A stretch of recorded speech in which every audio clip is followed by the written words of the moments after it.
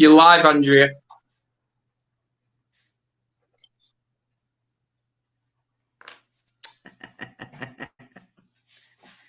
Hey, everyone. Welcome to the Mental Health Warriors of Attraction.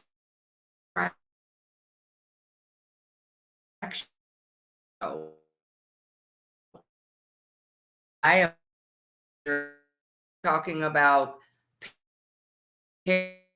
parenting and mental. This is the first discussion parenting and mental health.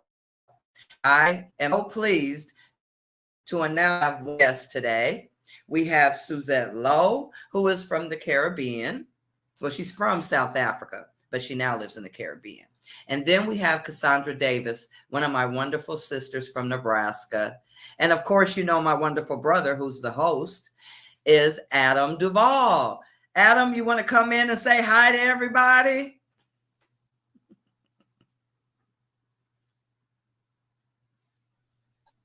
Hello. Hey, Adam, how are you today? I'm really good. How are you? I'm great. Excited as usual when I'm hooking up with you all. Yes, I know. I know. It's good to have Suzette back. She was on the on last week. Yes, I know. You dragged her on this. You dragged her on this. I'm innocent, guys. I'm innocent. I did. I wouldn't let her. Look, she couldn't get out of here fast enough. Let me tell you. We snatched her right up. Well, I did. Absolutely. I snatched her up. But I'm glad that she was able to come another week. Yeah. So thank you so much. Absolutely. Well, I think before we bring the guests on, should we do a little bit of a promotion? Let's do a promotion. Let's do it. Yeah. Well, obviously, as you can see, I've got the Warriors t-shirt on. Once again, I'm always going to have this on. It is blue, but I know it looks purple on camera. You know, I don't know why. It does, yes. It looks purple. My favorite color. It looks purple, but it is blue. It is blue. And also, beautiful. We have the Warriors Cup, of course. Oh, so if anyone wants a mug, please do get in touch, and we can organise it. Right. Here we go. It's time to play the intro video. We've already got comments coming through, so we will see you all later. And please do share this.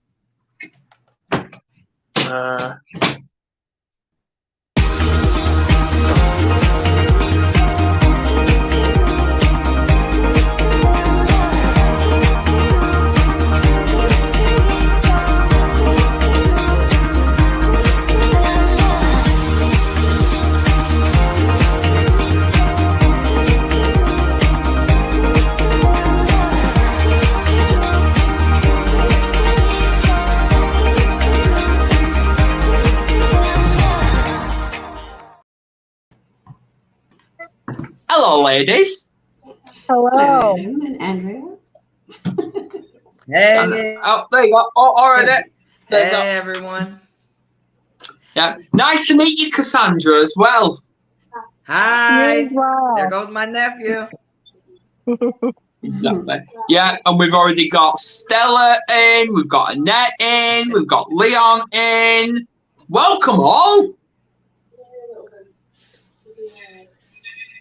Everybody, welcome, and thanks for tuning in.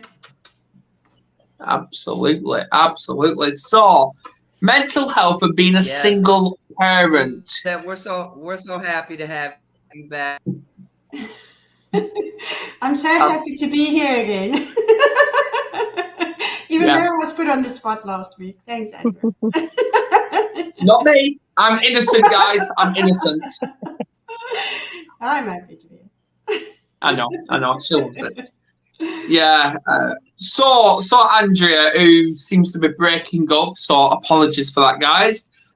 Mental health and being a single parent. Obviously, that can impact a lot. Obviously, I am a parent myself. I'm not single, of course. and it does impact you when you are being an SEN parent, because being an SEN parent, it does put a strain onto your relationships. So yeah, what do you think, ladies? Should I go? Yeah, anyone I can mean, go. parenting Go right as ahead. it is, and mental health are challenges that we live with. But I mean, when you add single parenting into the equation, you've got a completely different kettle of fish. And in some ways, it might be easier, to navigate because you don't have a partner to consider too. But and particularly, I'm speaking from a woman's point of view, of course. We are very often empaths as well. We are, many of us are people pleasers as well. So throw all of that into the equation, and you have a very challenging life. But I think all I can say really is, it's very important, particularly to mental health, to not put a label on whatever mental health condition, whatever it is that you have either been diagnosed with or not. Don't put a label on it. Don't refer to yourself as that. And it takes the focus from whatever it is that you're struggling with to, okay, let's focus on you and your family, your kids, because unfortunately your kids are not going to be okay if you're not okay. That's a fact. I mean, you cannot give from an empty cup. You have to look after yourself, your mental health, your soul, your body, and that has got to come first. And sometimes we as parents feel that it is selfish to put focus on ourselves and take the time to self-care and self-love and things like that. But it simply isn't, because you're the person that your kids look up to, and you are the person that they're going to come to if they want help. You are the support system, and it's got to be from a full cup. It cannot be any other way. Yeah, absolutely. Yeah, well, obviously, thank you for Well, joining us. labels as a parent, I tell you, Mm. labeling yourself as a parent can be harmful too, I think sometimes, because we put so much power behind that word parent. It was Dwayne Wade gave a speech, and what he said was, we are for, the children, that our children don't belong to us. We're here to facilitate. I like being that. I like that. It kind of takes the load off of what I can put on my, thinking I have to protect them. You know, that label can be, it can be overbearing. It can be harmful to your mental health. Yeah, Absolutely. absolutely. Yeah. Absolutely. We lose our own identity because of it, and we start living our lives through our children. Mm-hmm. And I've got someone here who needs to Speaking be of children. I wonder if he's going to get out. Just a sec. I'm going to have to excuse myself for 2 minutes. Who is? Okay. Right. Anyway, while we wait for Suzette to come back, let's get you on here, Cassandra. And hey, Andrea. She's always like this, Cassandra. She really is. Andrew's amazing. But let's get you involved with this, because also this is the first time you've come onto this show, which is fantastic. So tell us your little experience about being a parent and your mental well-being. So, first, thank you, Andrea, for inviting me. I'm excited to be here. Also, a little bit nervous. So I'm not on camera very often. So bear with me. Don't be nervous. Don't be nervous. am a single mother of 5. My oldest is 16. My youngest is 4. Um, I come from a background. I don't really have a lot of support because my parenting styles are very different from my own parents and even, some people that I've known in the past and stuff. So for the most part, it's me and my children, which definitely has an effect on, my mental health. And very much like Suzette was saying, I was listening to her. One of the first things that come to my mind was, how important it is to take that time for yourself, because when you're empty, then you're feeding your children emptiness. You're not filling their cups. And it's like a trickle effect. When you're not doing okay, they're not doing okay. So the big question is, how do you do okay? How do you feed yourself? How do you fill your cup so that, when your children are coming to you after a long day, you're able to bend down and make eye contact with them and fill their cups as well? It can definitely be very challenging, also very rewarding.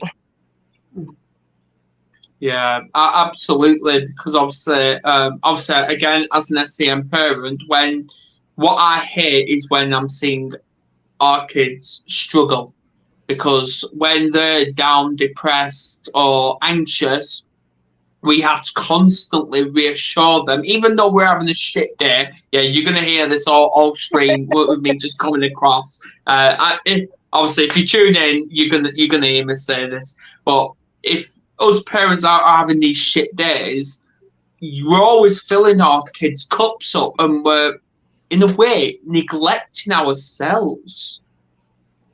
But it's, how do we balance that? Yeah. Cassandra, with what you just said, is that going down to their level and make eye contact. That is such an important thing to do. But I know I didn't have 5 kids, I had 2. So hats off to you, my dear. You are, however you're doing it, you are doing an amazing job. Really. Yeah. I don't know if you've heard this, and how often you hear it, but you've got to pat yourself on the back. You've got to take that credit, my dear, because doing that on your own is a remarkable job. But if you ask how you fill your cup, you've got to be so aware, constantly aware, self-aware, and know, and you're going to have to set boundaries, very, very strict boundaries, and so that you can communicate. Remember, whatever boundaries you set for your kids are teaching them as well to set boundaries, right? Yeah. So you are going to have to, if you get home and you are exhausted and you are overwhelmed, there is no possible way that you can cook while listening to 4 or 5 different kids, different stories, different phases. One's got a heartbreak, the other one, and still recover from whatever busyness you've got in your mind, in your brain. Yeah. You are not going to pay attention to what they're saying. They're going to say things to you like, which my daughter used to say to me all the time, "You're not listening, Mom." It was true. Mm-hmm. They try pressing your buttons, don't they? Yeah, but she was, she wasn't being mean about it. She was just saying, "Mom, you're not listening to me." And the older she got, the more did she remind me of, "Oh, but I've already told you this. You just didn't hear me," And that's so damaging. So the best thing that you can do is, if you have that overwhelming feeling, you have got to be able to tell your kids, "You know what? Mom needs 5 minutes alone." You have got to, and make it a routine, just if it in the afternoons, in the mornings, whatever, and I know how hard it is. I know very well how hard it is. But those 5 minutes, they're not going to die. They are going to be okay. They will be fine, whatever they break, you can fix. But you have got to, because there will be more damage done. And you've got to be kind to yourself. You have got to know that there is no such thing as a perfect parent. There are no parents in dual parenting relationships who are perfect. Take that pressure off you. Don't Absolutely. stress small stuff. Just let it go. What does it freaking matter if his pants are hanging on his bum? Oh my gosh, it irritated the freaking hell out of me. But he didn't harm anybody. He didn't harm himself. He didn't hurt anybody. So it's a phase. Everything that you're going through is temporary. It's all temporary. So just be in the moment and do best you can. You cannot do more than that. So true what Andrea said, Absolutely. by the way. They are borrowed to us. We are there to guide That's them. We're right. not there to take responsibility for their parts and their lives and their future. Sadly, it's up to them. What you're responsible for is keeping them safe, and nurturing, loving them, caring for Mm-hmm. See, I want to touch on a couple of things there because obviously I'm going to touch on Feeding them. the icon. I'm going to touch on the eye contact very, very briefly, but first, I want to talk about the safety because that is key to looking after not just your kids but yourself as well. And obviously, if you're not looking after yourself, how the hell can you look after your kids? I'm going to put that out there, but it's like today. You Honestly, can't.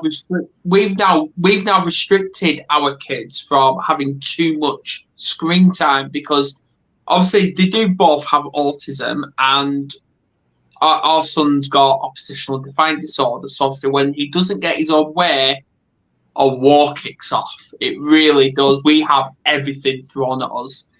And obviously we tried explaining to him as calm as we can. We're doing this just so to protect you. And he was screaming, he was shouting, he was throwing things down the stairs, and we were just we wasn't taking him on, but at the same time we was ignoring how he was behaving, but we was monitoring it at the same time. And obviously he was screaming at us, but we wasn't responding to him, and obviously that triggered him a little bit. But it's still because he wanted that response in an angry way, but we weren't taking that. So when he finally calmed down, that's when we responded to him. But when it comes to the eye contact, and this is a question to all of you, what if the child struggles with eye contact when they're practically triggered? So I have one of those. Well, Well, you don't children. have to. You Yeah, don't go on, have to. Cassandra. I mean, you have to meet them where they are, right? Right? So Sorry, yep, Sandra. Yes. I would definitely agree with that.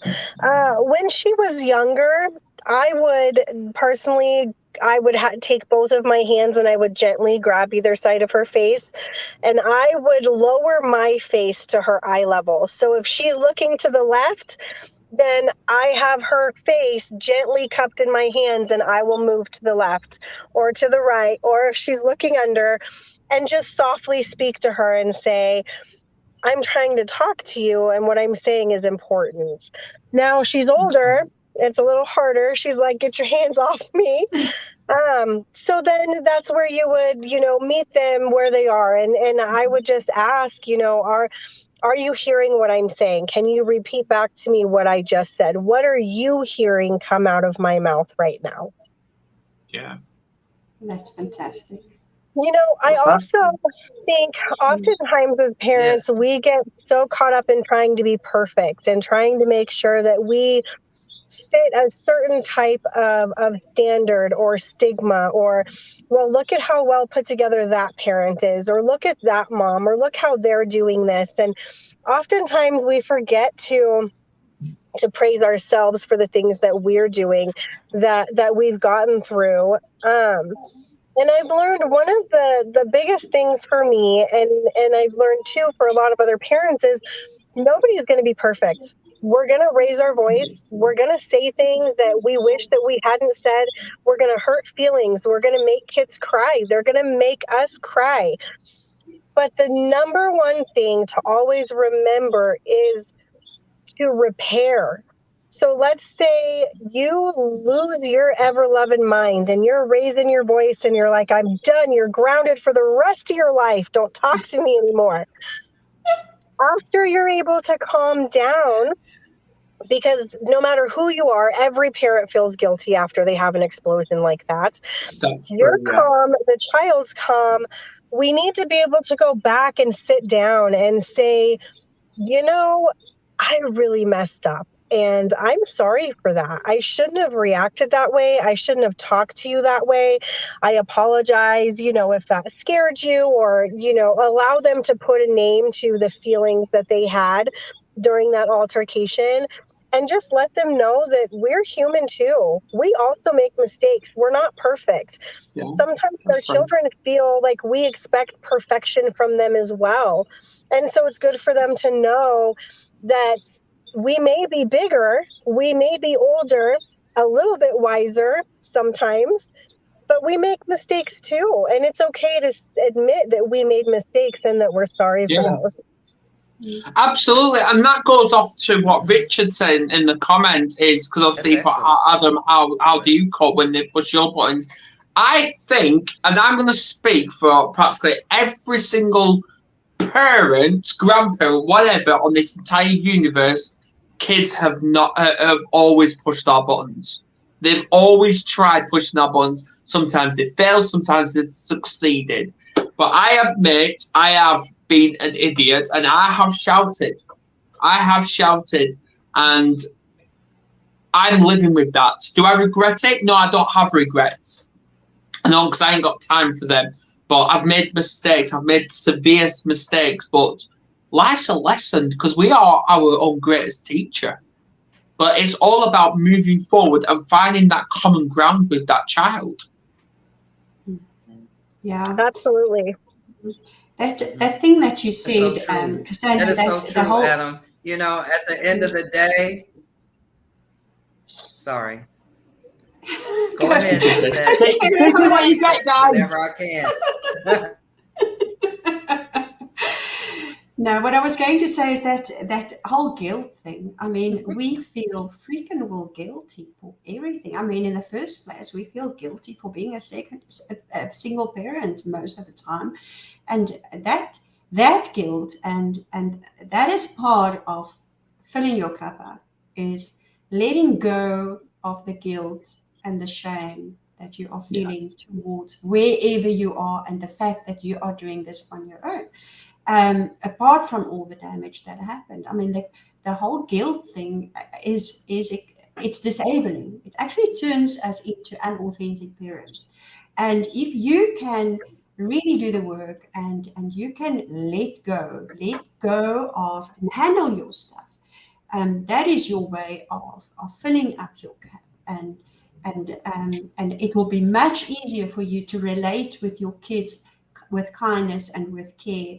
Because the moment you add more guilt, because now you've shouted at them, right? I mean, that it feels horrible because you don't want to hurt them. Yeah. And it just adds on to guilt that you're already feeling. And it's just Yeah, you're practically adding fuel with the fire.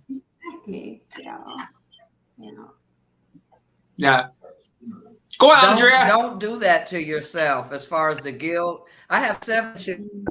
I've got 7, and at the end of the day, it was the best interest for them not to have their father involved. You understand what I'm saying? Because he was being probably harmful situation more to them. You know what I'm saying? So no guilt there. I felt like I did the best I could. But make time yourself and supports. If you don't support friends or people that you can go to, and it's just you have to find an outlet somewhere. So what I do when I've had too much, I tell my children like that, it's not going to kill them, trigger for me to say kill them, but it's not going to hurt them for me to go take a time out. Yeah. I need just to go sit down and breathe. I need a moment. Contrary to their own beliefs, of course. But I mean, stay selfish. Yes, that's true. Yeah. Their worlds revolve around them, They think especially we when know they turn everything, you know. teenagers. It's all about them. No, but in all serious though, in all Yes. serious though, My guys, goodness. is the fact that I have to say, because obviously my birthday's coming up on Tuesday, and I was saying to the kids today that this weekend when we go shopping, we have to get stuff for my birthday. They did not like that one bit because they always have to make shopping days about them. And I think your kids are the same. They always have to make it about them. But it's you have to be calm and firm with them and say firm no. But they've got it in their head. And to be honest, I'm actually to blame for this. And because I've taught them no really means next opportunity. So I'm to blame for that. So, That's and right. Richard, no, I'm going to be 21 again. so a bit of feedback. How do we get round that where they have to accept the word no instead of seeing it as, right, okay, he's saying no now, so let's look for another opportunity around this? It's like teaching anyone to accept the word. When I put no. the I word mean, hell, when I put the word hell in front of no, when I say no, they understand. yeah, it's being authentic. I mean, if you say no with authenticity, and I mean, we look, guilty as charged. Hey, I mean, my no's didn't always Yeah, be no. yeah. It's like a hard no and a soft no. So yeah, so I would add the word hard in front of it, and, and then That's they know, right. no, okay, are you serious? But it's really being, because they pick up so easily when you're not authentic. They know exactly when you are not speaking your truth, when you are not They're not. They're serious. clever. They're clever. They do. So, growing up in the type of environment that I grew up in, it just, with my first two children, I would make a lot of empty threats. I'm going to spank you. You're going to be grounded for the rest of your life. You're, never going to see daylight again. You can't talk to your friends. Until one day, and this is the first time that I'd ever heard this, but it made me sit back and say, what am I doing with my life? What am I teaching my children? So one day there was kind of a serious situation, and my 15-year-old, who struggles the most with some mental health stuff, had an altercation with a neighbor. Now, the neighbor was out of line. The neighbor told my child, I'm going to spank you. She didn't use those words. And then she said, I'm going to take you to your mother's house and I'm going to watch your mother spank your bottom. At which time my daughter's response was, good luck. My mom is never going to spank me. She might say that, but it's not going to happen. So have fun. So it made me have to look at myself and say, okay, what am I teaching them by saying I'm going to do these things and knowing full and well that I'm not going to follow through because of my own personal, childhood trauma. I don't spank them. And so you're absolutely right. Like they know when you're bluffing. I mean, is it realistic to tell them, if you start dating at 14, I'm going to lock you in a dungeon and never let you see daylight? No, but do Never say never. No, I'm joking. Where's the dungeon, right? Right. So yeah. What dungeon? I'm looking at you like. I'm always in one. I'm always in a dungeon.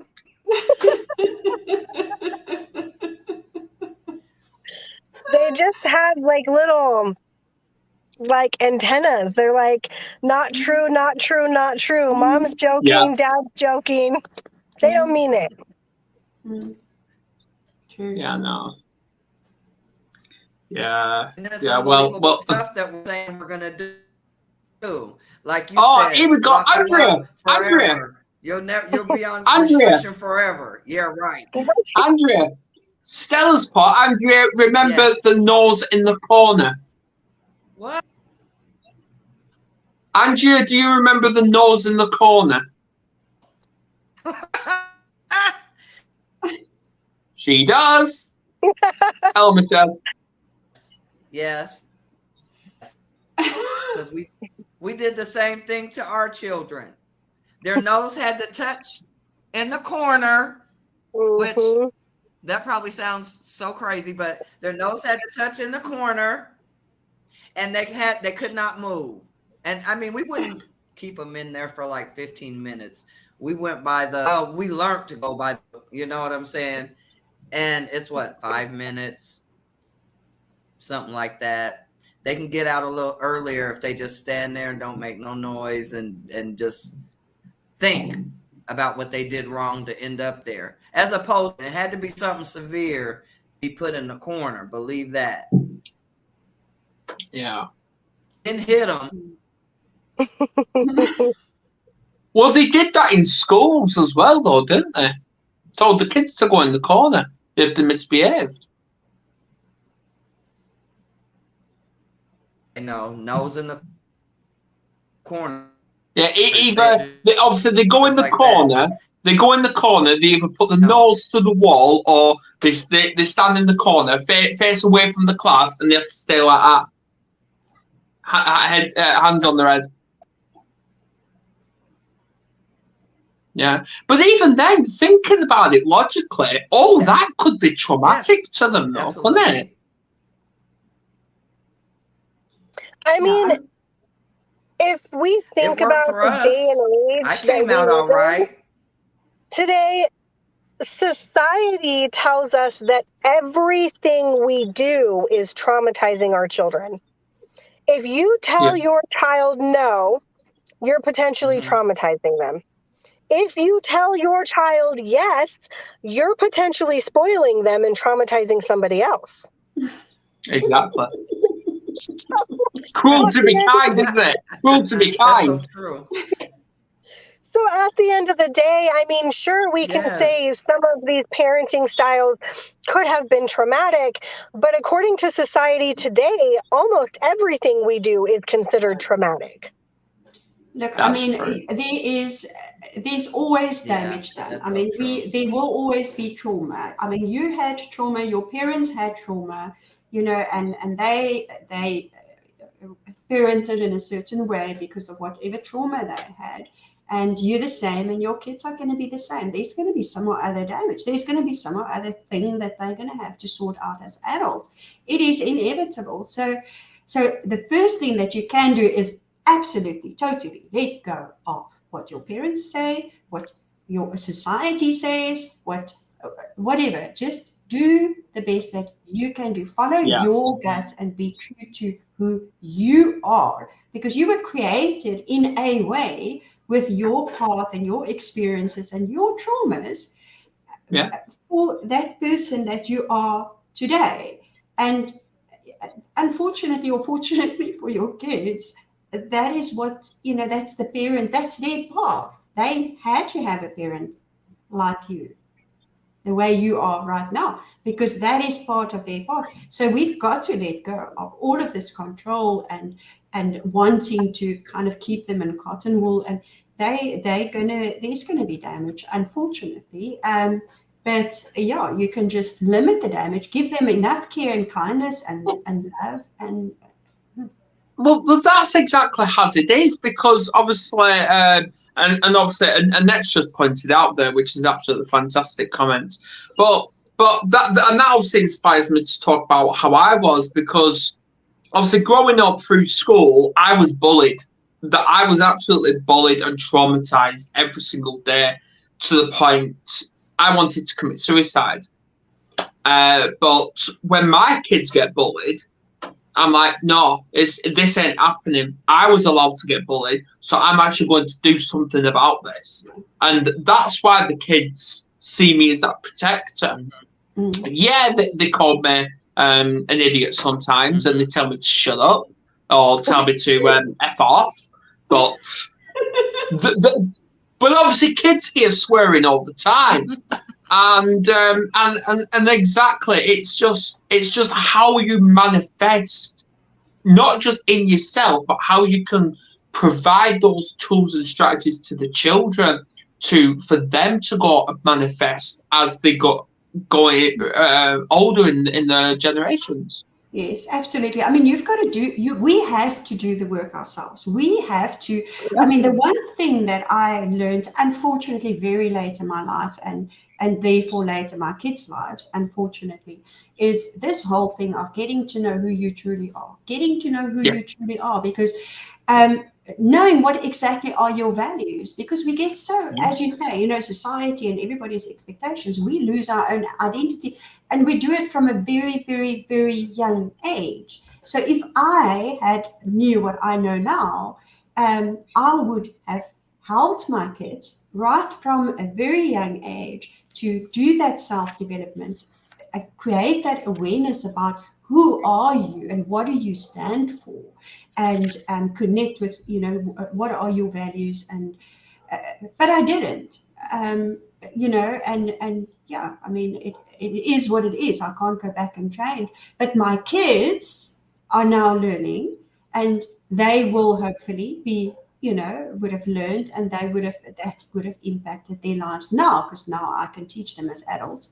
But yeah, it's so important that we actually go and do the work ourselves, and make sure that we have got those tools to teach our kids how to be people in a world to cope with whatever it is that they're going to have to cope with. Right. I'm glad you mentioned. Yeah, go on. And that's what Mom said. She said that's learning, Mom said. But at the end of the when it comes to, like you said, learning, guess what I did? I took parenting classes. No thing. Fantastic. It helped me to be able to set those boundaries that Annette was talking about. Yeah, absolutely. So I was actually going to address Annette's comment as well, because so when I got pregnant, I was actually still actively in addiction. I started at a very young age. I was 11. I found out I was pregnant, and I changed my life. I got sober. I've never looked back. But I made a lot of mistakes. I was 20 years old. I didn't know the first thing about living a life or being a parent or being productive or having a job. I had to learn all of those things on my own. I didn't have the support system that I would have liked to have when my older two were very young. And so I absolutely agree with Annette's comment. Like, they need those healthy, strong boundaries and compassion and wisdom. But like you had said, Andrea, I have taken probably 50 parenting classes because I had to admit to myself that I didn't know what I was doing, and I wanted something different for my children. So for every class that I've taken, I've learned something just a little bit different. Now, the only thing that I would maybe bring up is that, yes, I definitely agree with the healthy boundaries and the compassion and what Annette had said. But sometimes what we run into is maybe what one person says is appropriate or compassionate or the way that we should parent. Maybe somebody else is saying, actually, that's wrong. That's not how you should do it. You should do it this way. And then if you go over here and you take another class or you pick up another book, they're completely erasing both techniques that you just learned over here. And they're saying, oh, no, that's not the right way. This is actually the way that this should be done. And so when I said, society considers everything to be traumatic, not necessarily that, being kind to your children is traumatic, but it's a matter of observation. For every person, it seems like parenting is somehow different. And it really it comes down to a lot of, how you were raised and what your perception is on parenting and what you want to teach your children, how you want your children to be raised. I'm still not perfect, but today I won't turn down a parenting class. If I see that there's a new one or somebody has brought something up, I'm the first one in line, says, hey, I'm over here. I need to learn some more, because I know that sometimes Mm-hmm. those things that we tell ourselves, I'll never do that. I'll never say these things. I don't want to be like that. And then it's in those moments where you're like, oh my God, where did that come from? I promised myself I'd never say that. I promised myself I'd never do that. How do I fix that? How do I Okay. make sure it doesn't happen again? Okay. Right. Obviously, I'll get to the Richard's questions in a minute, but I've got a question for all of you. What's the difference between raising a child and speaking to the child compared to bringing your trauma out in the same situation? You said the If that difference makes between sense. raising a child and Yeah, Raising them and basically, bringing the trauma out. You because mean bringing the it's trauma all about into them? communication, isn't it?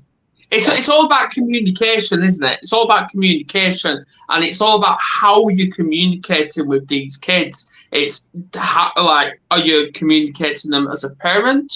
Because with my kids, I'm not just their parent; I'm their coach as well, and I'm trying to make them the best version of themselves, and that's what I'm trying to inspire. But what's the difference between talking to them like as a parent compared to your trauma coming out and talking to them? so for me, my mom was a yeller. Everything we did, she Right. screamed, called us names, tore us down. It was terrible. So what I recognized was I'm not calling my children names. I'm not tearing them down or, any of that, but my voice is still elevated and that's still scary for them.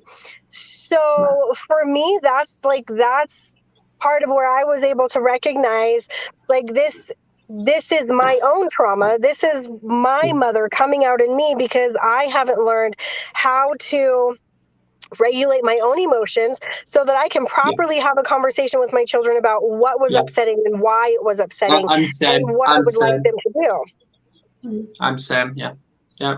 What about you, Yeah, Suzette? It's not yeah, about no, me for sure. controlling them. I can't, it's not about controlling them either. It's about, because back then I was like that. I was a yeller. I didn't call them names, but I'd be all in yelling and don't disrespect me. Every little thing was disrespectful to me.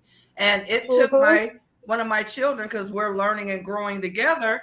He said to me, Mother, why are you yelling? Why are you hollering? Mm-hmm. And I had to stand there and say, right.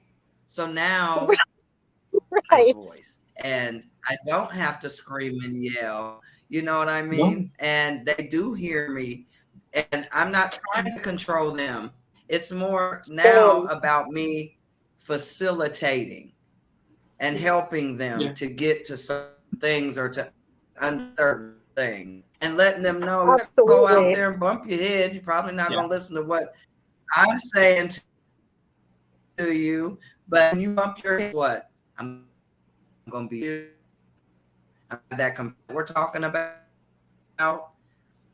and holler. Hey, my older children and didn't holler anymore. You're, you're too Carl.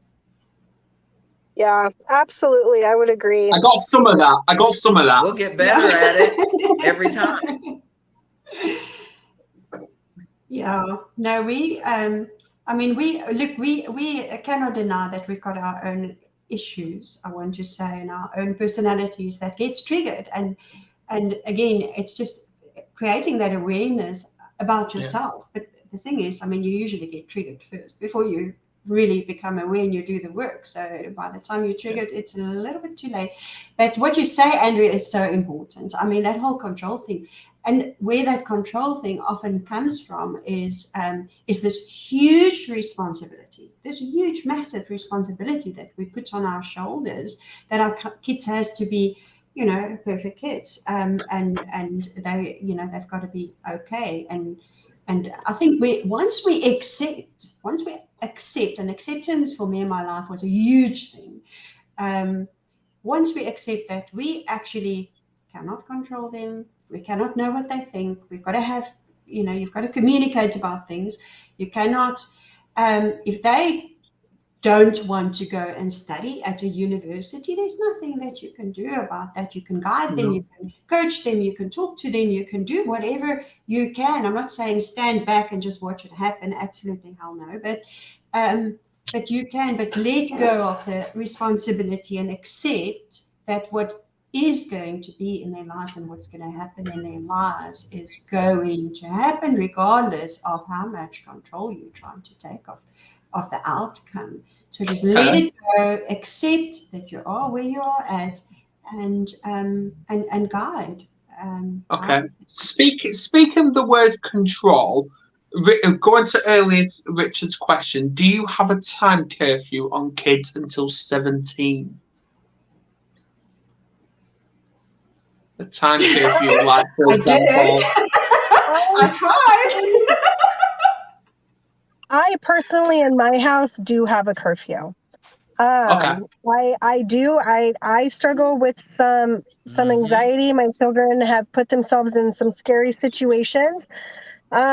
So I do have a curfew in my house. Same, yeah, and obviously, obviously we've got My children we've follow got my a strict curfew. routine. Andrea, you're always on a curfew. But anyway. I have to say, they did not always abide by the curfew. There was that one day when my daughter climbed out of the window and disappeared. Absolutely. But obviously, in our house, we have to have that strict routine. It teaches where them responsibility. It does, and obviously we're going through the phase at the minute now. Through the phase that, because obviously our son is 11 and he goes to a secondary special high school, but so in the head he's practically 20 years old, but he's still only 11, and he's basically at that age where he doesn't like us telling him what to do, and we're basically like, oh, okay then, right, well, if you don't want us to tell you what to do, then get up and do it yourself then. So it's getting him to think, but no, he's still very reluctant. He's probably just male, that's what it was. No, there's got to be curfews, there's got to be rules, and there's got to be routines. I mean, particularly if you're a single parent, the best advice I received throughout my single parenting was you have to have a routine. That way everybody knows what's happening, when and how and whatever. And a curfew at the age of 17, absolutely. Yeah. It's just, what time are you doing? Because that's going to be the next question. Okay, so what time do they need to be home? That's a personal thing. Mm-hmm. I don't think you can make it something silly, like 10 o'clock. And the only reason that my children, I tell them the only reason you have a cell phone is so that you can reach out to me. Mm-hmm. Yeah. So I'll take the cell phone if you're not at least, communicating with me. If you're going to, yes, don't hear me. You know what I mean? Don't have me sitting here. Yeah, I'm glad you mentioned that, Andrea. I'm glad you mentioned that, Andrea, because obviously our son's birthday was in January, so he asked for a tablet. So I'm like, okay, then we'll get you a tablet. And he put a pin on it. Like, he didn't tell us, he didn't tell me or his mum what this pin was. So what we did is we actually took the tablet off him, and we basically said, you can have this back once you've told us what this pin is, because obviously there's a lot of safety concerns out there, safety risks with obviously online safety, with kids talking to, or predators. That's how I'm going to describe them. Predators talking to children. So it's for his safety. So we're practically talking to him about safety, but he wasn't listening, and he didn't tell us. So obviously we took it off him and we didn't give him back. Mm-hmm. But luckily his sister knew the pin, so obviously she put it in, and then obviously we just got it from there. So what you just said is a perfect example of how society can accept or hear what it is that you just said. So, for instance, I am 10,000% behind you. My house, my rules, I pay all of your bills. All I ask is that you be safe. I have found my children to put themselves in unsafe situations. I have rules like that in my home as well. Now, I've seen arguments on the internet, because everybody knows what's best, where some parents will argue that you're obsessive, you're controlling, you're violating your child's privacy. They're not going to trust you. You're going to cause issues. And maybe some of that is true, but how many more issues are going to be caused when my kid comes up missing because they're messaging some random 40-year-old man who claims that he's a 15-year-old kid from their high school? Absolutely. Exactly. Yeah, and that's what we do. Yeah, it's a perfect example of society will turn anything that they deem appropriate or inappropriate into something traumatic. Either you're overprotective or you're not protective enough. There's never a common ground of that's just right. Either you're wrong or you're right, and you're not usually going to find somebody that says, well, maybe it could go both ways. Exactly. No, And this is why this is. Go on. Sorry, Adam. Every kid is different. Hey, I mean, I had to adapt my discipline and my whatever, everything around my kids. The way they needed to be disciplined, the way they needed to be kept safe. It unfortunately, and it's very tough in a household where you've got more than one, where you kind of have to have that fairness. Because when I realized later, only one of my values was fairness. So I had to, I struggled with that, but I did feel that I needed to adapt, to my kids.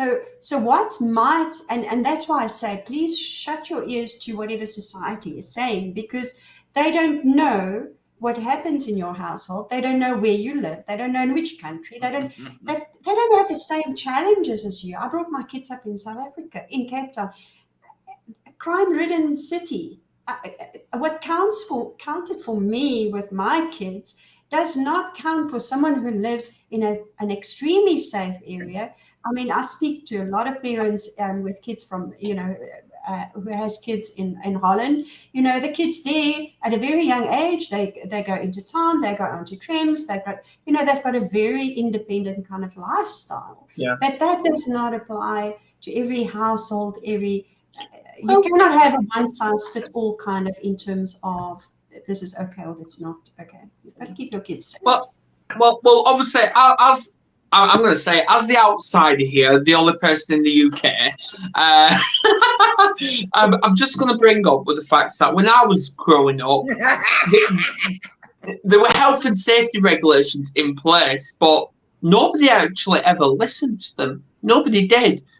So obviously, there was time when I was about 12 years old, and I was out from 9 a.m. and I didn't come home until 1 a.m. And that was as it is. While my narcissistic drug addict mother was getting whatever she was doing that evening, so she didn't give a shit. But even then, now health and safety is recognised. And that's as it is. Like, obviously, with Richard, do I think I've undermined his trust by doing that? Probably. But there's more to life, and there's more things important in life than trust. And I believe trust is earned. And trust, you have to trust both. It's a two-way party. And if one person doesn't trust, then why should we respond with trust? It just goes both ways. But I'm probably wrong. That's right. It does go. Like it's a good argument. I was talking about exactly. When the light goes on. It is. The street light. You have to be home before that street light comes on. That was our rule when we were, young and in grade school. We had to beat that light. If that light was on when we got home, well, we're going to be restricted. There's going to be things they're going to want we're not going to get. We had to be home before it even got dark. Yeah. Yeah. And we By the way, did. Richard, he wasn't hiding anything when we found out. He wasn't hiding Yeah, anything. we did. Yeah. Yeah. Yeah, but it is Dawn. Health and safety has got Yeah, ridiculous structure now. is It good. really has. Well, let's talk about safety. Well, here I we have go. 3 Here we sisters, go. Here we okay? go. And we talk about safety.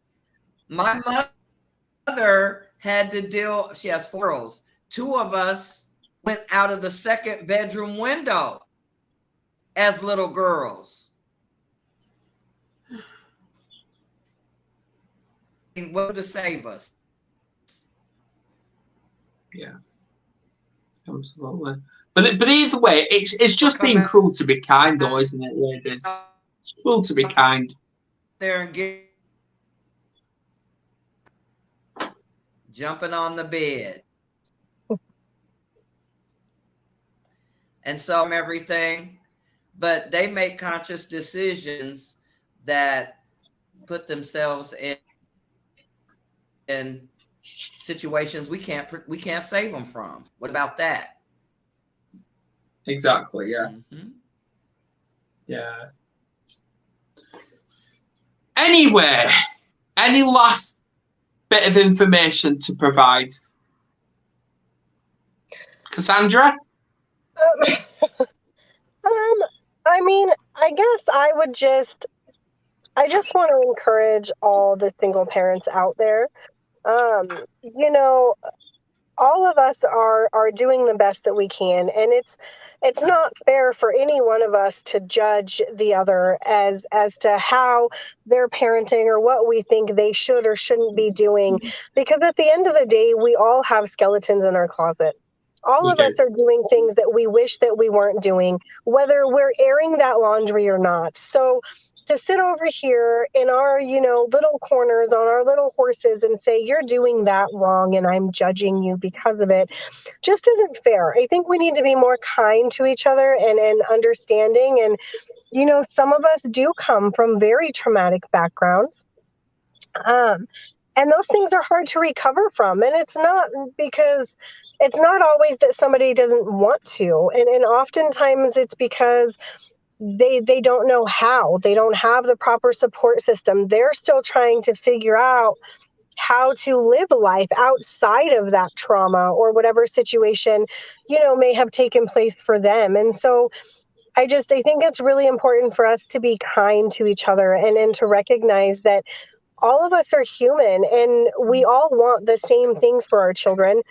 At least most of us do, minus, the crazies that are like out here killing their kids and stuff. But most of us, I would like to think, are looking for the same thing, and that is for our children to be safe, to grow up and to be well-rounded, individuals in the community, and to know how to regulate their own emotions, and to live the best lives that they can. And so I think that would kind of just be Mm-hmm. my closing statement is I think we just need to take a minute and look around at our support system and maybe just reach out and say, hey, I see you. I think you're doing a great job. I hope you're having a good day.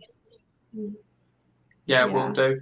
Yeah, and obviously welcome Charlotte, and I will do. And to question before we move on, no, I don't just speak for the boys and carry the girls. No, we speak all, because my view right now, and I think the ladies can agree, is right now we are living in a divided world, and we're here to bring unity back. Absolutely. That's what we're here to do. Yeah, so go on, Andrea, and tell us your views. Last bit.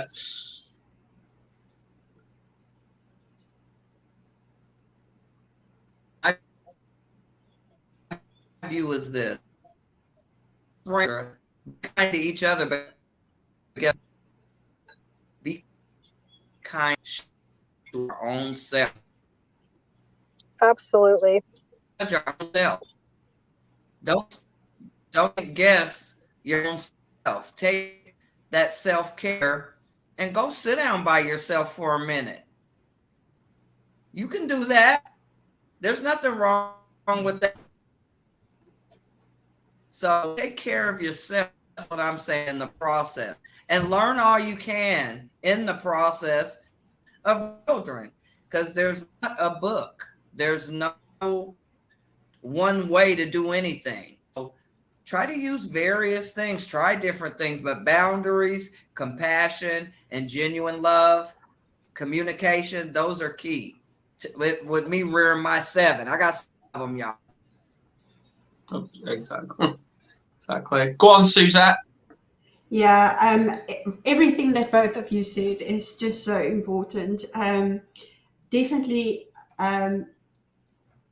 get to know yourself. Parent from who you are, from your true self. Because if you do it authentically, the kindness and the care and everything that's needed, the boundaries, it will all flow automatically. It will become less of a job and become a little bit easier. So if there are things that you struggle with, just please work on it.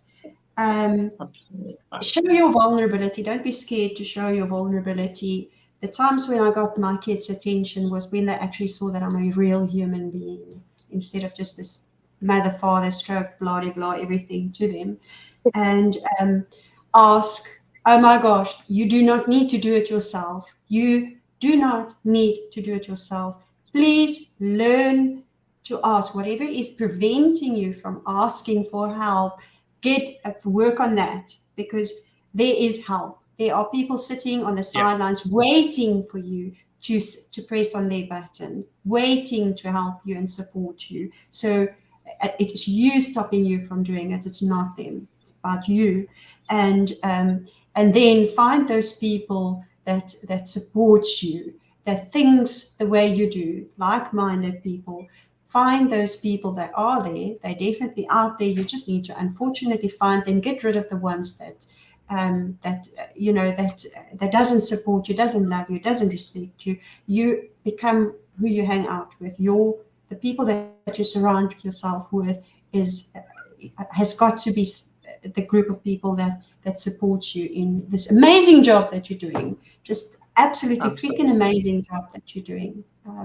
Absolutely. And as you can see, people are already arriving with this. So obviously evening to you, Lorraine, Jessica. Right, I'm going to end this now. So thank you all for tuning in. It's been awesome. Andrea, you're going to love our next week's guest. If she's here. Andrea? Who? Right, please tune in next week. We've got Michelle Dickinson, and we're talking about building resilience to prevent illness. Building resilience to prevent illness. Awesome. So we're talking about that. And Cassandra, I'd like to bring you back as well to talk about how society is demonizing mental health. If you're interested. Yeah, I'd love to. Yeah, obviously we'll talk about dates on that. Obviously when we're off here. So please share this all, and we will see you. Well, I know Annette is on tomorrow, so let's all tune in for that. So I'll see you all later. Bye. Thank you. Doing this. It's amazing.